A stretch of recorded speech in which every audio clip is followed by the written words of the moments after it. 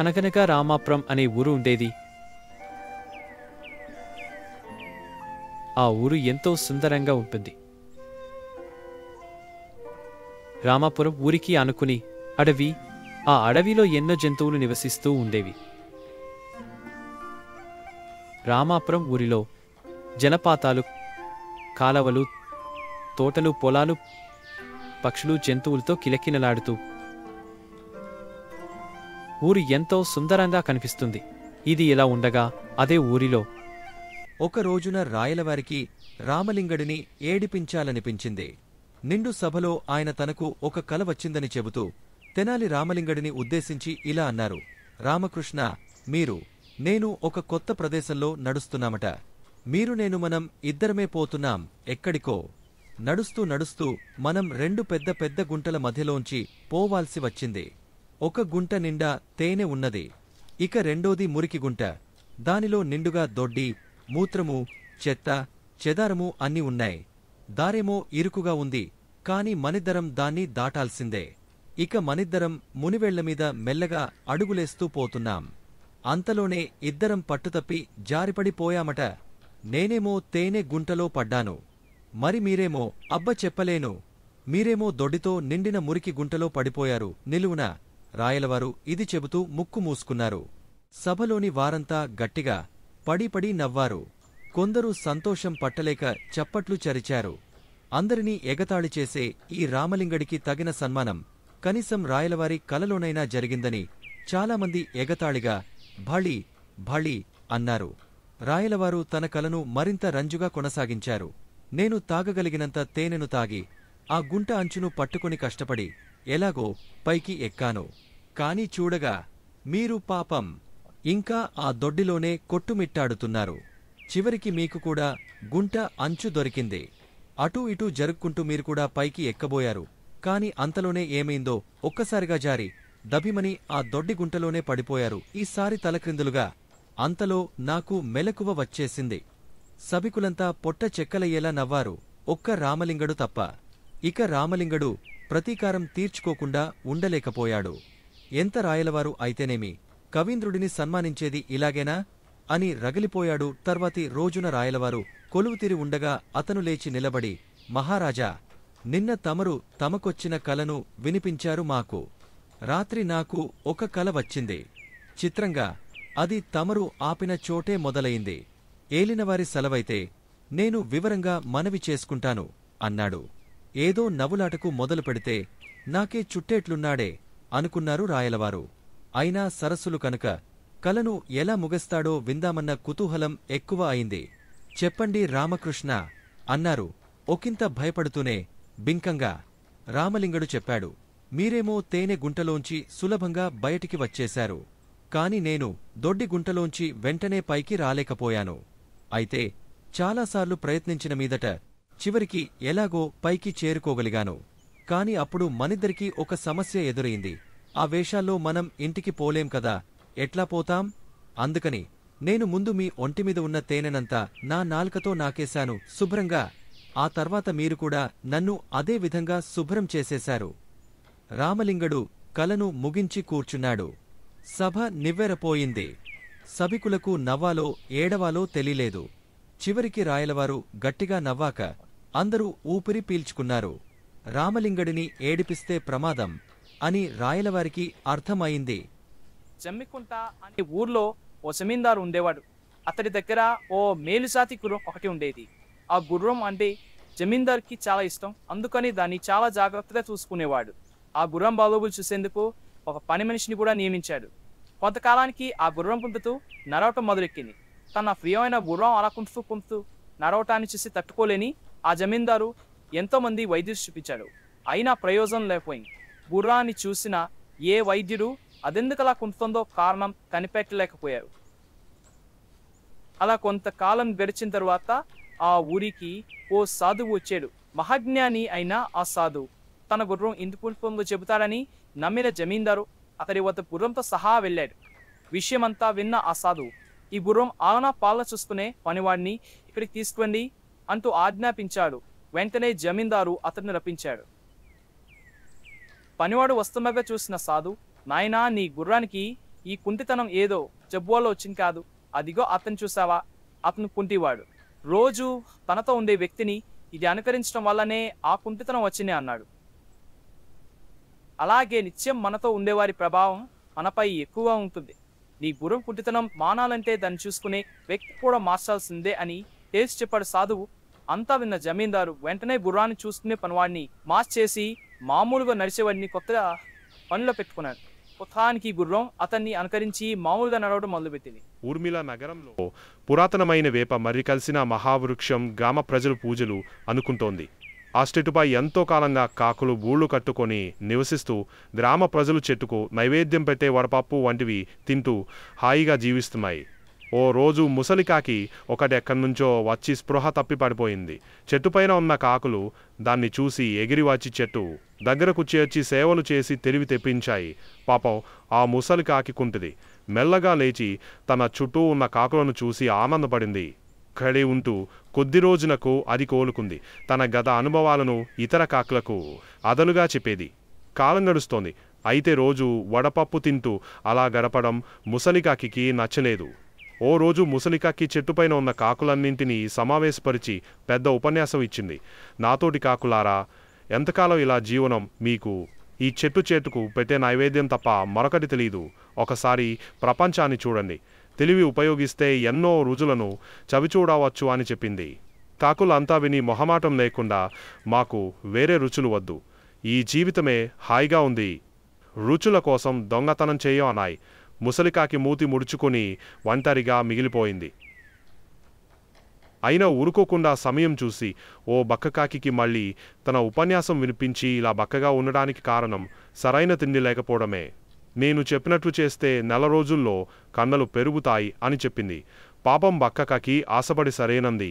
ముసలికాకి ఆలస్యం చేయకుండా బక్కకాకిని వెంట పెట్టుకుని గ్రామంలోకి వచ్చింది. ముందు మాంసం కొట్టు దగ్గర పారేసిన మాంసం రుచి చూపించింది. మరోచోట చేపల రుచి. ఇలా ఊరంతా తిప్పింది. కొత్త రుచులకు బక్కకాకి మురిసిపోయింది. కొద్ది రోజులు గడిచాయి. ముసలి కాకి ఇళ్లల్లోకి చొరబడి గారెలు, బూరెలు, వేపులు తెచ్చుకుంటే బాగుంటుందని సలహా ఇచ్చింది. ఆ రోజు నుంచి బక్కకాకి ఇళ్లలో ఆహారం దొంగిలించడం మొదలుపెట్టింది. ఈ పని మంచిది కాదని తోటి కాకులు ఎంత చెప్పినా వినలేదు. రోజురోజుకు దొంగతనం ఎక్కువైపోయింది. ముసలికాకి హాయిగా కూర్చుని తెచ్చిన ఆహారాన్ని లోటలు వేసుకుని తింటూ బాగా బలిసింది. బక్కకాకి కూడా పహిల్వాన్లా తయారైంది. బక్కకి కుటుంబం కూడా దొంగతనాలు మొదలుపెట్టింది. రోజు రోజుకు కాకుల ఆగడాలు ఎక్కువయ్యాయి. ప్రజలు జాగ్రత్త పడక తప్పలేదు. రాను రాను దొంగకక్కులకు ఆహారం దొరకడం కష్టమైంది. రుచులకు అలవాటు పడిన నాలుక మామూలు ఆహారం తినడానికి మొరాయించింది. ఓ రోజు ఎలా అయినా మంచి ఆహారం దొంగిలించాలని ముసలికాకి బక్కకాకి బయలుదేరి రెడ్డిగారి ఇంటిపై వాలాయి. పెరట్లో మార్కెట్ నుంచి తెచ్చిన చేపల సంచి చూసి మెల్లగా సంచి దగ్గరకు వచ్చాయి. ముసలికాకి తన ముక్కుతో ఓ చేపను పట్టింది. బక్కకాకి 2 చేపలు పట్టింది. తొందరగా వెళ్ళిపోవాలని ఎగరడానికి రెక్కలు ఆడించాయి. అంతలో రెడ్డిగారు అది చూశారు. ఇంతకాలం కాకుల బాధ అనుభవించిన రెడ్డిగారు కోపంతో చేతిలో ఉన్న కర్ర విసిరారు. కర్ర రివున ఎగిరి వచ్చి ముసలికాకిని తాకింది. దాంతో అది మరణించింది. బక్కకాకి భయంతో పరుగులు తీసింది. రెడ్డిగారు కోపంతో దాని వెంటబడ్డారు. కాకి తన గూడు చేరుకుంది. ఆయన ఆ గూడును వెదురుకర్రతో చిందరవందర చేశారు. ఆ గూడు కదిలిపోయింది. ఆ బుట్లో స్టీలు చెంచాలు, ప్లేట్లు, చిన్న చిన్న గిన్నెలు ఎన్నో కింద పడ్డాయి. బక్కకాకి కుటుంబం నిలువనీడ లేకుండా పోయింది. ఎంత ప్రాధేయపడినా ఎవరూ ఆశ్రయం ఇవ్వలేదు. ఇక నుంచి దొంగతనం చేయనని మొరపెట్టుకున్నా ఎవరూ దగ్గరకు రానివ్వలేదు. కాకులు దాన్ని వెలివేశాయి.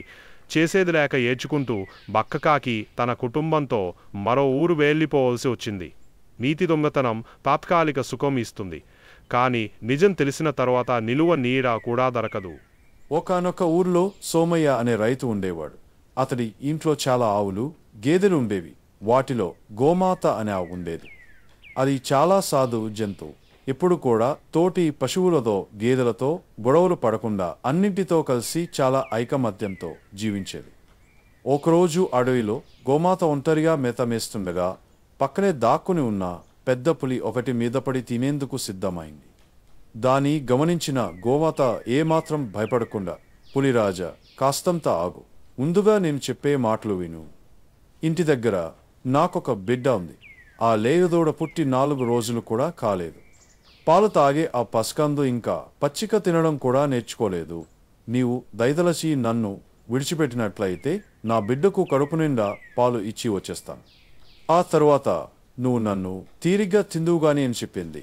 గోమాత మాటలు విన్న పులి పెద్దగా నవ్వి, ఆహా, ఏమి మాయ మాటలు చెబుతున్నావు?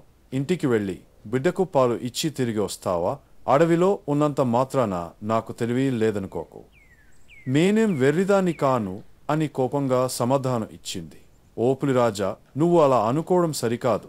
నేను అబద్ధాలు చెప్పేదాన్ని కాను. ఒకసారి మంట ఇచ్చి తప్పితే ఆ బ్రతికి ప్రయోజనం లేదు. అలాంటి వారికి ఎప్పటికైనా చావు తప్పదు. ఆకలిగొన్న నీకు ఆహారమై తృప్తి కలిగిస్తే మంచిదే కదా. మీకు ఉపకారం చేసిన దానానవుతాను. అయితే ఒకసారి నా బిడ్డను చూసి ఆకలి తీసి రావాలనేదే నా చివరి కోరిక అని చెప్పింది గోమాత.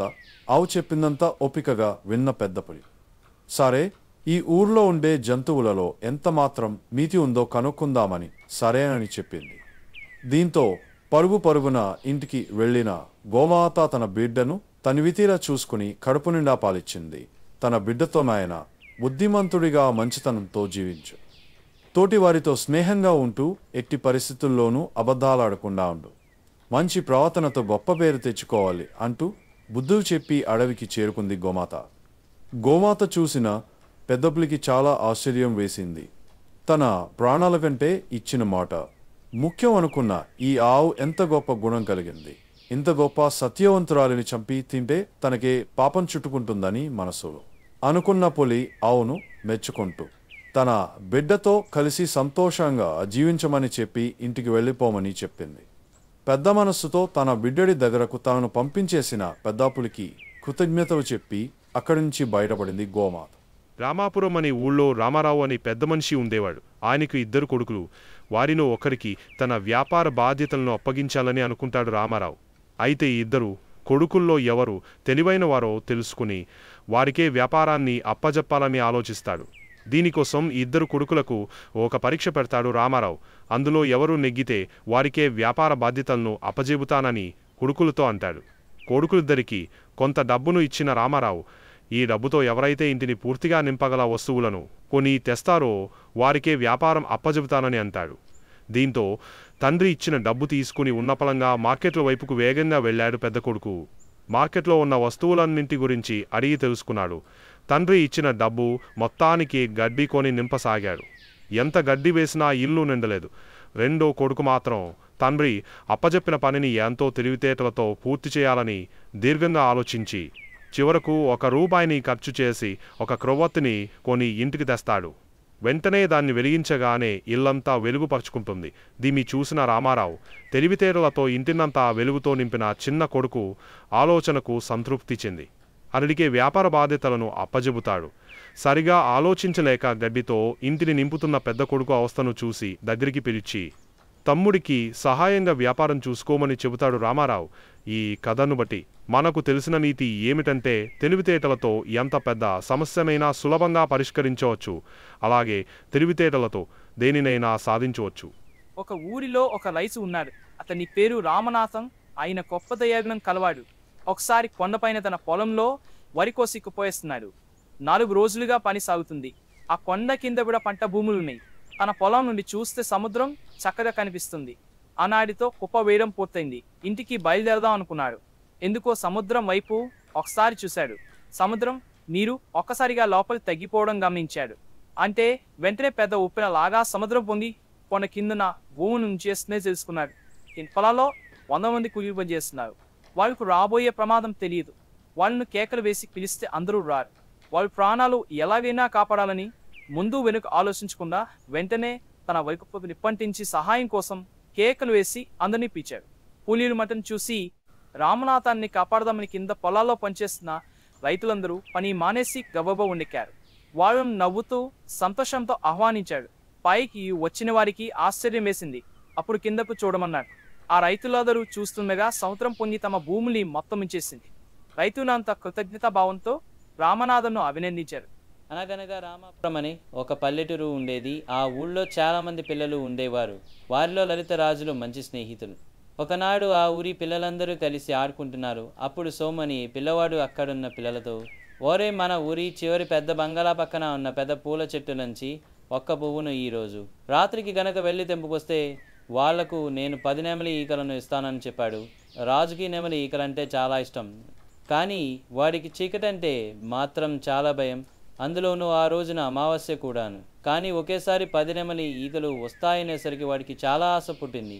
దాంతో వాడు, నేను ఎలాగైనా సరే రాత్రికి అక్కడికి వెళ్ళి ఆ పువ్వును తీసుకొచ్చే నీకు చూపిస్తాను అని సోముతో పందెం కాశాడు. ఈ విషయం లలితకు తెలిసింది. లలిత చాలా ధైర్యవంతురాలు. ఆమె ఒక టార్చ్ లైట్ను తీసుకొని ఆ రోజు రాత్రి రాజు వెంట తను పెద్ద బంగ్లాకి బయలుదేరింది. ఇద్దరూ కలిసి బంగ్లాను సమీపిస్తుండగా చీకట్లో రాజు కాలికి ఏదో తాగిలినట్టనిపించింది. వెంటనే రాజు భయపడి గట్టిగా దెయ్యం అని అరిచాడు. అప్పుడు లలిత భయపడకు రాజు, నా దగ్గర టార్చ్ లైట్ ఉంది కదా, అదేమిటో చూద్దాం ఆగు, ఒక్క నిమిషం అంటూ అటువైపుకు టార్చ్ లైట్ను వేసింది. చూస్తే అక్కడ ఒక చిన్న కుందేలు భయంగా రాజుకేసే చూస్తూ ఉన్నది. అమ్మయ్య అనుకుని ఇద్దరూ ముందుకు నడిచారు. బంగ్లా వచ్చేసింది, కానీ రాజుకు మాత్రం మనసులో ఏవేవో అరుపులు వినిపిస్తున్నాయి. అవన్నీ దెయ్యాలే అనిపిస్తున్నాయి. చాలా భయం వేస్తుంది. బంగ్లా గేటు తీసేసరికి రాజు ఏ పని చేయలేని స్థితిలో వెళ్ళిపోయాడు. అప్పుడు లలిత తన పెద్ద పూల చెట్టు పైకెక్కి ఒక పువ్వును పోసుకుని వచ్చింది. ఇద్దరు చాలా ఆనందపడ్డారు. పువ్వును తీసుకొని వెనక్కి తిరిగారు. కానీ రాజుకు మాత్రం భయం తగ్గలేదు. కటిక చికటి దారి మధ్యలో ఏదేదో కనిపిస్తోంది. మినుగురు పురుగులు తిరుగుతూ ఉన్నాయి. ఏవేవో గుర్తుకొస్తున్నాయి. రాజు అలా భయపడుతుండగానే వాళ్ళిద్దరూ ఊరు చేరుకున్నారు. లలిత రాజుకి పువ్వునిచ్చేసి టాటా చెప్పి వాళ్ళ ఇంటికి పోయింది. ఇక ప్రొద్దున్నే చెట్టు దగ్గర రాజు కోసం పిల్లలంతా ఎదురు చూస్తున్నారు. రాజు ఆ పువ్వును తీసుకెళ్లి సోముకు ఇచ్చాడు. కానీ సోము మాట నిలుపుకోలేదు. 10 నెమలి ఈకల్ని ఇవ్వలేదు రాజుకు. రాత్రి నువ్వు లలితని తోడు తీసుకెళ్ళి ఈ పువ్వును తీసుకువచ్చావు, లేకపోతే నీకు ఒక్కడికే అంత ధైర్యం ఎక్కడిది బాబు అని సోము రాజుని ఎగతాళి చేశాడు. రాజు ఒప్పుకోలేదు. తానొక్కడే వెళ్ళి వచ్చానని బొంకటం మొదలుపెట్టాడు.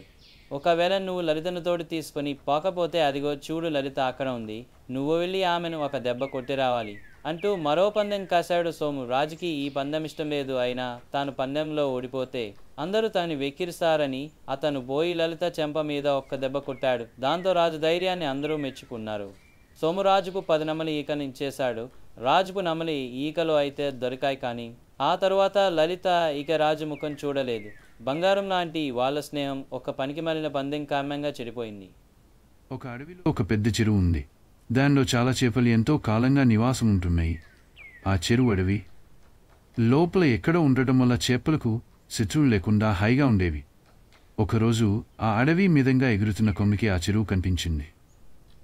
ఇంత పెద్ద చెరువుని చూడకుండా ఇంతకాలం ఎలా ఉన్నాననుకుని ఆశ్చర్యపోతూ ఆ చెరువు గట్టుపైన వాలింది. దానికి చెరువులో చాలా చేపలు కనిపించాయి. ఇక తన ఆహారానికి ఎలాంటి ఇబ్బంది లేదనుకుని ఆనందంగా అక్కడే కొంత దూరంలో నివాసం ఏర్పరచుకుంది. ప్రతిరోజు 3 పూట్ల హాయిగా చేపలను తింటూ కాలం గడుపుతుంది. ఈలోగా చేపలు కంగారు పడటం ప్రారంభించే. ప్రతిరోజు తమలో కొంతమంది కొమ్మికి బలైపోవడం చేపలకి భయం కలిగించింది. ఇలా అయితే కొన్ని రోజులకి తామే ఊరము మిగలమని తెలుసుకుని ఒక రాత్రి చేపలన్నీ కలిసి కొంగ బారి నుండి రక్షించుకునే ఉపాయం ఆలోచించేసరి ఒక చేపపిల్ల నాకు ఒక ఉపాయం తట్టింది. కానీ దానికి మీ అందరి సహకారం కావాలని చెప్పింది.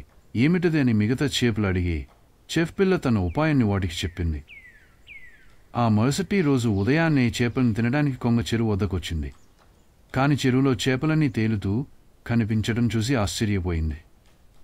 చూస్తుంటే ఈ చేపలన్నీ చచ్చినట్టున్నా ఏమంటుందో అని ఆలోచించసాగింది. ఇంతలో ఒక చేప నీరసంగా పడుతూ లేస్తూ కనిపించింది. కొంగ ఆనందంగా ఆ చేపను పట్టుకోవడానికి ముందుకు వచ్చింది. కానీ ఆ చేప కొంగతో, నీకు బతకాలని ఉంటే నా మాట విను అన్నది. కొంగ ఆగి ఏమిటో చెప్పు అన్నది. నిన్న రాత్రి ఒక నాగుపావు చెరువు దగ్గరకు వచ్చి నీళ్లు తాగబోయింది. ఈలోగా ఒక పెద్ద చేప దాన్ని కొరికింది. దాంతో కోపం వచ్చిన పాము చెరువులో విషాన్ని కక్కి వెళ్ళిపోయింది. దాంతో చెరువులో నీళ్ళన్నీ విషమే అయిపోయాయి. అందుకే చేపలన్నీ చచ్చి తీరుతున్నాయి. నీవు కూడా ఇంకో క్షణంలో చావబోతున్నాను. నన్ను తింటే నువ్వు కూడా చనిపోతావు, జాగ్రత్త అని చెప్పింది. దాంతో భయపడ్డ కొంగీక చెరువులో తనకి ఆహారం దొరకదని తెలుసుకొని మరొక చెరువును వెతుక్కుంటూ వెళ్ళిపోయింది. చేప పిల్ల పాచికపారినందుకు చేపలన్నీ ఎంతో సంతోషించాయి. చాలా కాలం క్రిందట మంచి తెలివితేటలు వివేకం ఉన్న ఒక రాజు ఉండేవాడు. అతడి పేరు ప్రతిష్టలు ఇతర రాజ్యాల వరకు పాకిపోయినవి. అనేక కాలాల్లో ఆరితేరిన కళాకారులు అతని మెప్పును పారితోషికం పొందేందుకు అతడి దర్బారుకు విచ్చేసేవారు. అందులో కొందరు తమ తెలివితేటలను ప్రదర్శించి రాజు వివేకాన్ని పరీక్షించడానికి కూడా దయచేసేవారు. ఒకరోజు ఒక కళాకారుడు రాజదర్బారుకు వచ్చాడు. తాను తయారు చేసిన 3 బొమ్మలను కూడా అతను తనతో కూడా తీసుకొచ్చాడు. వ్యత్యాసం లేకుండా ఒకేలా ఉండే 3 బొమ్మలను రాజు ముందు ఉంచుతూ, రాజా ఈ 3 బొమ్మలను జాగ్రత్తగా పరిశీలించేది. అందమైన బొమ్మో, ఏది వికారమైన బొమ్మో, ఏది అందంగా కాక వికారంగా కాక ఉన్నదో పరిశీలించి చెప్పండి అని ప్రార్థించాడు. కళాకారుడు మాటలు విన్న రాజు 3 బొమ్మలను చేత్తో పట్టుకొని పరిశీలించాడు. 3 బొమ్మలు ఒకేలా ఎత్తుగా ఉంటూ బరువులో కూడా సమంగా ఉండటం, అన్నింటి పోలికలు ఒకేలా ఉండటం రాజు గమనించాడు. ఆ 3 బొమ్మల్లో ఎలాంటి వ్యత్యాసాన్ని అతడు ఆ 3 బొమ్మలను జాగ్రత్తగా గమనిస్తున్నప్పుడు ఒక బొమ్మ 2 చెవులలో రంధ్రమున్న సంగతిని గుర్తించాడు. ఒక సూదిని రంధ్రాలున్న బొమ్మ చెవిలో ఒకవైపు ఉంచి ఆ బొమ్మను కదిలించాడు. సూది మరో చెవిలో సునాయాసంగా బయటకు వచ్చింది. మరో బొమ్మ చెవిలో మరియు నోటిలో రంధ్రం ఉండటాన్ని రాజు గమనించాడు. వెంటనే రాజు సూదిని చెవిలో దూర్చాడు. దూరచిన సూది నోటిగుండా బయటకు వచ్చింది. 3వ బొమ్మకు ఒక్క చెవిలో తప్ప మరెక్కడా రంధ్రాన్ని రాజు చేయలేకపోయాడు. ఆ చెవిలో దూర్చిన సూది బయటకు రాకుండా లోపలే ఉండటాన్ని రాజు గమనించాడు. తాను చేసిన పనులను గురించి రాజు గంభీరంగా ఆలోచించాడు. కాసేపైన తరువాత ఆ కళాకారుణ్ణి ఉద్దేశించి, మీరు చాలా తెలివిగలిగిన కళాకారులు అని అభినందించాడు. ఆ తరువాత పరిపూర్ణమైన వివేకాన్ని మీరు ఈ 3 బొమ్మల ద్వారా జనాలకు బోధించడం నిజంగా నాకు ఆనందాన్ని ఇస్తుంది. మీ ఈ 3 బొమ్మల 3 రకాల మిత్రులను గురించి చెబుతున్నాను. మన కష్టాలను సహానుభూతితో వింటూ మన రహస్యాలను కాపాడుతూ మనకు సహాయం చేయగల నిజమైన స్నేహితుడును మనం ఆశించాలి. ఇందులో మొదటి బొమ్మ మనకున్న చెడ్డ స్నేహితుడును గురించి చెబుతుంది. మీరు మీ కష్టాలను బాధలను వినిపిస్తే అతడు అన్నింటినీ వింటున్నట్టు అభినయిస్తాడు, కానీ అతడు నిజంగా వినడు. అతడు ఈ ఒక్కరికి ఎలాంటి సహాయం చేయడు. చెవి ద్వారా విన్నది మరో చెవి ద్వారా వదిలివేస్తాడు. 2వ రకం స్నేహితుడికి ఈ 2వ రకం బొమ్మ ప్రతినిధిత్వం వహిస్తుంది. మీ రహస్యాలను అతనితో చెప్పినప్పుడు సానుభూతితో వింటాడు. కానీ ఇతడు చాలా ప్రమాదకరమైన వ్యక్తి. మీ రహస్యాలను ఇతడు బట్టబయలు చేస్తాడు. ఇతడు తనలో మన రహస్యాలను దాచడు. ఈ 3వ బొమ్మే చాలా ఉత్తమమైంది. ఈ బొమ్మ ఒక ఉత్తమ స్నేహితుడికి ప్రతిరూపం. మీరు చెప్పే మాటలను అతడు చాలా ఓపికతో శ్రద్ధతో వింటాడని మీరు నమ్మకంగా నమ్మవచ్చు. మీ రహస్యాలను అతడు తనలో భద్రంగా తనలో దాచుకుంటాడు. ఎంత కష్టమైనా సరే అతడు ఆ రహస్యాలను బట్టబయలు చేయడు. ఇటువంటి మిత్రుడి సన్నిధిలో మీరు సురక్షితంగా ఉండగలరు. రాజుగారి మాటలు విశదీకరణ ఆ కళాకారుడికి బాగా నచ్చినాయి. అతడు రాజు వివేకాన్ని, తెలివితేటలను పొగిడాడు. నీతి, మీ స్నేహితుల రహస్యాలను బయటపెట్టకండి. అనగనగా ఒక అడవిలో ఒక పులి దర్జాగా ఉండేది. ఒకరోజు ఆ పులి ఒక కట్టెలు కొట్టేవాడిని చూసింది. అతనిపై ఎగబడుదాము అనుకునే సమయానికి అతని కూతురు భోజనం తీసుకుని అక్కడికొచ్చింది. ఆ అమ్మాయి పులికి చాలా అందంగా కనిపించింది. చూసిన వెంటనే ఆ పులి ప్రేమలో పడ్డది. కొంచెం సేపటి తరువాత ఆ అమ్మాయి అక్కడి నుంచి వెళ్ళిపోయింది. ఆ పులి కట్టెలు కొట్టే వాడితో మాట్లాడాలని నిశ్చయించుకుంది. చెట్టు చాటు నుంచి బయటికి వచ్చింది. పులిని చూడంగానే ఆ కట్టెలు కొట్టే అతను చాలా భయపడిపోయాడు. పారిపోయే క్షణంలో పులి నన్ను చూసి, భయపడకండి, నేను మిమ్మల్ని ఏమీ చేయను. నాకు మీ అమ్మాయి చాలా నచ్చింది. మీరు ఒప్పుకుంటే పెళ్లి చేసుకోవాలనుకుంటున్నాను అంది. అతను భయంలో కూడా చాలా చురుకుగా ఆలోచించాడు. నాకు ఇష్టమే, కానీ మా అమ్మాయి మీ కోరలు. మీ గోళ్ళు చూసి భయపడుతుందేమో, పెళ్లికి ఒప్పుకోకపోతే అన్నాడు. పులి ఆలోచించకుండా, మీ అమ్మాయి కోసం నేను నా కోరలు గోళ్ళు తీయించేస్తాను అంది. ఆ మాట వినగానే అతను పులి గోళ్ళు దంతాలు కోసేశాడు. దంతాలు గోళ్ళు లేని పులి అంటే భయం ఉండదు కదా. కట్టెలతో రాళ్లతో చేతికి అందిన ప్రతి దానితో పులిని తరిమి కొట్టాడు. దెబ్బకి మళ్ళీ ఆ పులి ఏ మానవుడి దరిదాపులకి వెళ్ళలేదు. సోమయ్య తన తోటలో కలుపు తీయటం, మొక్కలు నాటడం వంటి పనులు చేస్తున్నాడు. అతని 12 ఏళ్ల కొడుకు రాము కూడా తనకు తోచిన పనులు చేస్తూ తండ్రికి సాయం చేస్తున్నాడు. సోమయ్య తోటల్లో పని చేస్తున్న రాము వైపు చూసి, రాము, నీ పక్కనున్న ఈ రాయిని తొలగించు, మనం అక్కడ ఒక మంచి చెట్టును నాటుదాం అన్నాడు. రాము వెంటనే ఆ రాయిని తొలగించేందుకు ప్రయత్నించాడు. కాని అది అంగుళం కూడా కదలేదు. నాన్న, ఈ రాయి చాలా బలంగా పతుకుపోయి ఉంది. దీనిని తొలగించడం నా వల్ల కావట్లేదు, గట్టిగా అరిచాడు రామ్ తెలివితేటలను పరీక్షిస్తున్న సోమయ్య, బాబు మళ్ళీ ప్రయత్నించు. మీ బలాన్నంతటినీ ఉపయోగించి ఎలాగైనా ఆ రాయిని పెకిలించి తొలగించు, అంతే బిగ్గరగా అరిచాడు. ఎంత బలంగా ప్రయత్నించినా ఆ రాయి కదలకపోవడంతో రాము ఇంకా భరించలేక బిగ్గరగా ఏడవటం మొదలెక్కాడు. రాముని సముదాయించేందుకు అతని వద్దకు వెళ్ళాడు సోమయ్య. నేను నీ బలాన్నంతటిని ఉపయోగించమని చెప్పానా లేదా ప్రశ్నించాడు సోమయ్య ఏడుస్తూనే. రాము, అవును నాన్న, కానీ నేను నా శక్తి మేరకు ప్రయత్నించాను, కానీ రాయ్ కనీసం కదలను కూడా లేదు అని చెప్పాడు.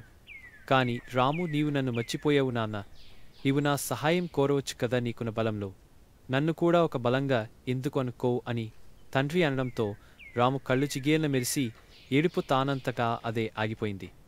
తండ్రి సహాయంతో ఆ రాయిని సులభంగా పెకిలించిన రాము అక్కడ ఒక చక్కని మామిడి మొక్కను నాటాడు. సోమాపురం అనే గ్రామంలో రామన్న అనే చాకలికుడు ఉండేవాడు. అతని దగ్గర ఒక గాడిద ఉండేది.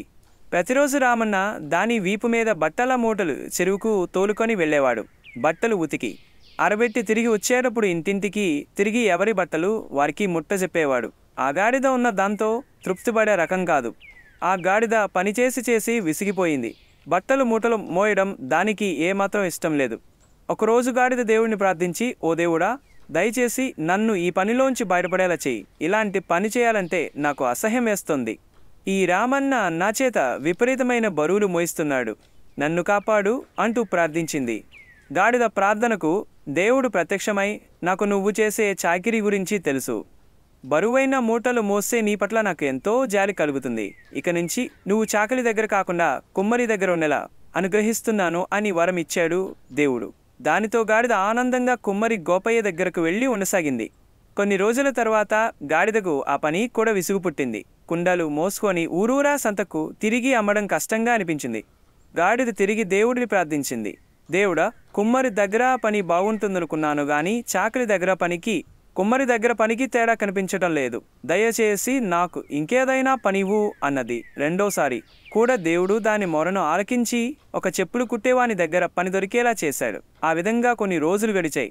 ఇక్కడ కూడా నాకు బాగోలేదు, నా చేత బరువులు మోయించి నన్ను చంపేస్తాడు, నేను చచ్చాక ఆనందంగా నా చర్మంతో కూడా చెప్పులు కుడతాడు అని ఆలోచించింది గాడిద. గాడిద మళ్ళీ దేవుణ్ణి ప్రార్థించింది. కానీ ఈసారి గాడిద వల్ల దేవుడు కూడా విసిగిపోయాడు. నిన్ను ఎందరి దగ్గరకు పంపినా శుద్ధదండగా, నీకసలు ఏ పనిలోనూ సంతృప్తి లేదు. ముందుగా నీవు చేసే పనిని ఇష్టపడటం నేర్చుకో, అప్పుడు నీకు ఏ పని చేసినా విసుగు పుట్టదు అని గాడిదను గట్టిగా మందలించాడు. నిజంగా గాడిద నిజంగానే మాట్లాడింది. ఒకసారి అక్బర్ చక్రవర్తితో మాట పక్కింపు వచ్చి బీర్బల్ గాడిదతో మాట్లాడించటమేగాక గాడిదతో పుస్తకం కూడా చదివించాడు. ఇప్పుడు మీకు ఆ కథనే చెప్పబోతున్నాను. ఒక రోజున అక్బర్ బీర్బల్లు సభలో ఉండగా ఒక వ్యాపారి ఒక గాడిదను తీసుకుని వచ్చాడు. తాను తీసుకొచ్చిన గాడిదను రాజుగారికి అమ్మాలన్నది ఆ వ్యాపారి ఉద్దేశ్యం. సమయానికి బీర్బల్ కూడా సభలో ఉండడం చూసి ఆ వ్యాపారి ఎంతో సంతోషించాడు. అతను తీసుకొచ్చిన గాడిదను చూసి, బీర్బల్ మహారాజా, ఈ గాడిదను చూస్తుంటే ఇది ఎంతో తెలివి కలదని నాకు అనిపిస్తుంది. మనం కొంచెం శ్రద్ధ తీసుకొని ఈ గాడిదకు వ్రాయటం చదవటం నేర్పిస్తే గాడిద నేర్చుకుంటుందని నాకు అనిపిస్తుంది అన్నాడు. అంతే, అక్బర్ ఆ మాటని పట్టుకున్నాడు. అయితే బీర్బల్, ఈ గాడిద చాలా తెలివైనది అని అంటావు అవునా అని అడిగాడు మహారాజు. అవును మహారాజా అన్నాడు బీర్బల్. మనం కొంచెం ఓర్పుగా చెబితే ఈ గాడిద చదవటం వ్రాయటం నేర్చుకుంటుందని అంటావు అవునా అని అడిగాడు అక్బర్. మళ్ళీ అవునని చెప్పాడు బీర్బల్. వెంటనే అక్బర్ చక్రవర్తి ఓ నిర్ణయానికి వచ్చారు. ఆ వ్యాపారి దగ్గర గాడిదను కొన్నాడు. ఆ గాడిదను బీర్బల్ చేతిలో పెట్టాడు. రాజుగారు గాడిదను కొని తనకు ఎందుకు ఇస్తున్నాడో బీర్బల్కు అర్థం కాలేదు. వెంటనే రాజుగారిని అదే ప్రశ్నను అడిగాడు. బీర్బల్, ఈ గాడిదను నీతో పాటు తీసుకుని వెళ్ళు, ఓ నెల రోజులు సమయం ఇస్తున్నాను, ఈలోగా ఈ గాడిదకు చదవటం వ్రాయటం నేర్పించు. నెల రోజుల తర్వాత గాడిదను తీసుకురా, ఒకవేళ నువ్వన్నట్టుగా 1 రోజుల లోపల గాడిదకు చదాటం వ్రాయటం రాకపోతే నిన్ను శిక్షించాల్సుంటుంది. చెప్పు, ఇది నీకు సమ్మతమేనా అని అడిగా. నీ మనసే నీకు శత్రువు. దీనికి సంబంధించిన ఉపనిషత్తు కథ ఒకటి ఉంది. ఒక ఊళ్ళో మంగమ్మ అనే ఒక ఆవిడ పరమదయ్యాడు. ఈమె బాధ భరించలేక భర్త ఇల్లుది వెళ్ళిపోయాడు. ఈమె నోటి దురుసు వలన ఊరంతా శత్రువులు పెరిగిపోయారు. ఊ అంటే కోపం, ఆ అంటే కోపం. ఈమె గొంతుకి భయపడి ఈవిడ గారింటికి రావడమే మానేశారు. పాపం ఈవిడ, అయ్యో నాతో ఎందుకని ఊర్లో వారంతా ఎందుకు మాట్లాడడం లేదు, నేనంటే ఎందుకు అందరికీ అంత శత్రుత్వం అని తెగ బాధపడిపోతుంది. ఒకరోజు ఒక స్వామీజీ ఈవిడ ఇంటికొచ్చాడు. స్వామీజీతో ఈవిడ మొరపెట్టుకుంది. జరిగిందంతా చెప్పింది. ఊర్లో ఎవరు నాతో మాట్లాడడం లేదు, ఎందుకు స్వామి నేనంటే అందరికీ అంత సూయ అని అడిగింది. దానికి సమాధానంగా స్వామీజీ, బిచ్చం పెట్టవే బొచ్చు మొహామా అన్నాడు. ఈ మంగమ్మకి ఆ మాట వినేసరికి మంటెత్తిపోయింది. పక్కనే ఉన్న దుడ్డు కర్ర ఒకటి తీసుకుని, సచ్చినోడా, నువ్వేదో స్వామీజీవని నా బాధలన్నీ నీతో చెప్పుకుంటే నన్నే తిడతావా అంటూ కొట్టడానికి కర్ర పైకెత్తింది. వెంటనే స్వామీజీ నవ్వుతూ, ఆగమ్మా ఆగు, ఇప్పుడు నన్నెందుకు దూషిస్తూ నాతో శత్రుత్వం పెంచుకున్నావు? నేను దూషించాననే కదా అంటే నేను ఏదో అనబట్టి నువ్వు కొట్టడానికి కర్ర తీసుకున్నావు. నేను వాడిన భాష నీకు నచ్చలేదు కనుకనే శత్రువు అనుకుంటున్నావు. ఇలా ఎదుటివారి ప్రవర్తన మనకి నచ్చకపోవడమే మన శత్రువు అవడానికి కారణం, అంతే తప్ప మరొకటి కాదు. ఉత్తముడికి లోకంలో అందరూ ఒకటే కనుకనే సాధు స్వభావంతో అందరినీ ఒకేలా చూస్తున్నాడు. నువ్వు కూడా ఇంటికొచ్చిన వారితో, నీ కలిసిన వారితో సఖ్యంగా ఉండు, మృదువుగా మాట్లాడు, అప్పుడు నీ 100 మిత్రులుగా మారతారు అని చెప్పి వెళ్ళిపోయాడు. స్వామీజీ చెప్పినట్లు మృదువుగా మాట్లాడుతూ ఆప్యాయంగా పలకరిస్తూ ఉండటంతో త్వరలోనే అందరూ బంధువులయ్యారు. ఈ విషయం తెలిసి భర్త కూడా ఇంటికి తిరిగి వచ్చేశాడు. కథ సుఖాంతమైంది. భావం, మనం మాట్లాడే తీరును బట్టి శత్రువులు మిత్రులు ఏర్పడతారు. మనం దురుసుగా ప్రవర్తిస్తూ ఉంటే అందరూ శత్రువులే ఉంటారు. ఆప్యాయంగా పలకరిస్తూ ఉంటే మిత్రులు ఏర్పడతారు. ఎప్పుడైనా మనం మాట్లాడే తీరే మనకి ముఖ్యం, మన మనస్సే మనకి శత్రువు. రాజయ్యకు ఒక గొర్రెల మంద ఉండేది. రోజు అతను ఊరి దగ్గర ఉన్న కొండలపైకి గొర్రెలను తీసుకెళ్లి మేపేవాడు. ఓ రోజు అతనికి వలలో చిక్కుకున్న ఒక గద్ద కనిపించింది. దాన్ని చూసి జాలిపడిన రాజయ్య దాన్ని వల నుండి విడిపించాడు. కొన్ని రోజుల తరువాత అతను ఒక రాతి గుండుపై కూర్చుని ఉండగా హఠాత్తుగా ఒక గద్ద వచ్చి అతని టోపీని తీసుకుని ఎగిరిపోయింది. కోపంతో ఆ గద్ద వెంట పరిగెత్తసాగాడు. ఇంతలోనే అతనికి వెనుక నుండి ఒక పెద్ద శబ్దం వినిపించింది. వెనక్కి తిరిగి చూసా ఆశ్చర్యపోయాడు రాజయ్య. అతను పైకి లేవగానే అప్పటిదాకా అతను కూర్చుంది రాతి గుండు ఒకసారిగా లోయల్లో పడిపోయింది. తన ప్రాణాలు దక్కినందుకు హమ్మయ్య అని ఊపిరి పీల్చుకున్నాడు రాజయ్య.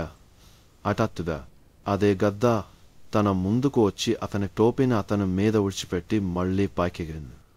ఈ గద్ద ఒకప్పుడు తన వల నుండి విడిపించిన గద్దనేనని గ్రహించిన అతడు జంతువులు కూడా తమకు చేసిన ఉపకారం మరిచిపో తెలుసుకున్నాడు.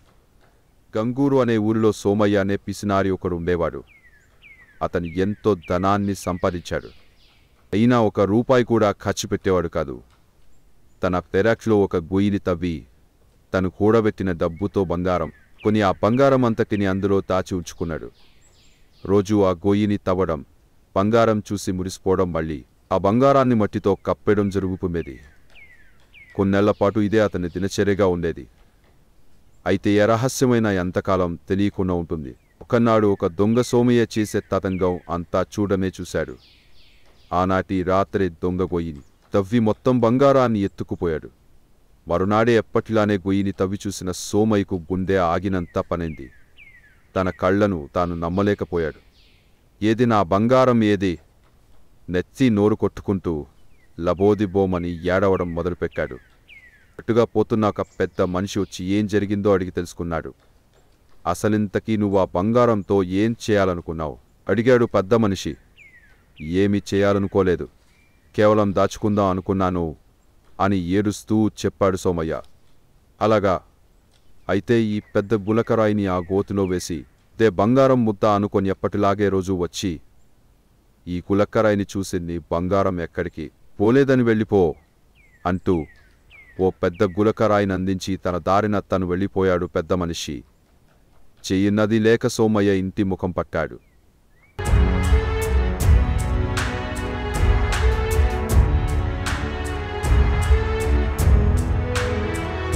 మీరు మరిన్ని వీడియోలు చూడాలంటే మన ఛానల్ను సబ్స్క్రైబ్ చేయండి. పక్కనున్న బెల్ ఐకాన్ని ప్రెస్ చేయండి.